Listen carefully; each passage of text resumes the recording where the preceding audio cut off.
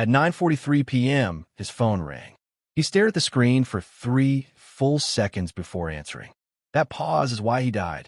The voice on the other end didn't introduce itself. It didn't need to. It simply said, "You should not have spoken." He tried to ask who this was, but the call ended. Inside the house, his wife was setting the table, unaware that the man she married was already marked. For the next 10 minutes, he paced the room like someone trying to outrun an invisible shadow. He checked the locks. He looked out the window, and then he did something strange. He deleted every message on his phone, except one. A month earlier, he had walked into a government office with a folder so thick it could ruin lives. Inside were recordings, documents, and names that weren't supposed to be questioned. He wasn't a hero. He wasn't brave.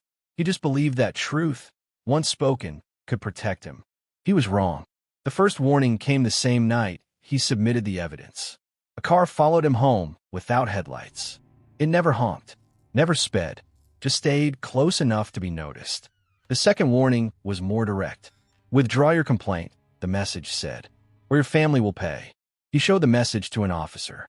The officer told him not to worry. That was the moment he should have run.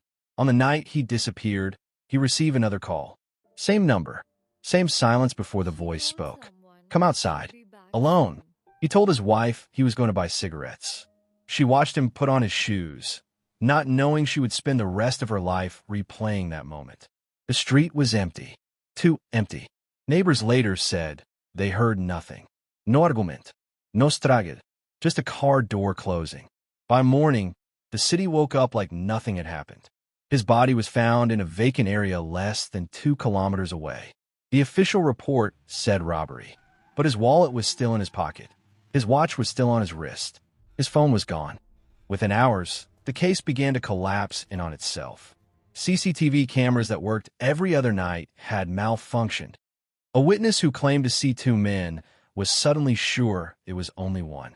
A medical report was rewritten. Details disappeared like they had never existed. And then came the silence. No press conference. No suspects. No updates. When his wife demanded answers, she was advised to move on for her own safety. That's when she found the message, hidden in his cloud backup, time-stamped just minutes before his death. "If you're reading this," it said, "they didn't want the truth out. I tried. I am sorry." The case was officially closed 3 weeks later. No arrests. No justice. But here's the part that should scare you. The people he exposed are still in power, still working, still protected. And the system that failed him? It's the same one you trust every day. Because the most dangerous thing you can do is tell the truth to the wrong people. And sometimes the call that ends your life lasts less than 10 seconds.